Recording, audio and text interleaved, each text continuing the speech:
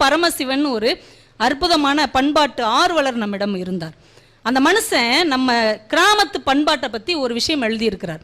ஒரு துஷ்டி வீடுங்க, துஷ்டி வீடுனா தெரியுங்களா, ஒரு இறப்பு வீட்டுக்கு எல்லாரும் போயிருக்கிறாங்க, அந்த ஊரில் உள்ள எல்லாரும் போயிருக்கிறாங்க. இறந்தவன் ஒரு இளைஞன், ஒரு 27-28 வயசு இளைஞன். அவங்க மனைவி, இளம் மனைவி கதறி கதறி அழுதிட்டு இருக்கிறா, அந்த ஊரே அழுதுட்டு இருக்குது.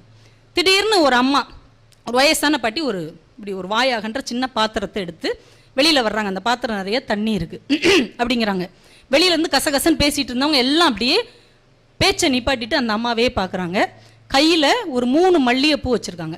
இப்படியே ஒன்றா காமிச்சு 3 மல்லிகைப்பூவும் போட்டுட்டு இப்படி மறுபடி காமிச்சிட்டு அப்படிங்கிறாங்க. எல்லாரும் சரின்னு கண் கலங்கி தலையாட்டுறாங்க. அந்த அம்மா உள்ளே போயிடுது. வெளியூரில் இருந்து வந்த ஒரு நபர் கேட்குறாரு, என்னங்க நடக்குது, இதெல்லாம் சடங்கா அப்படின்னு.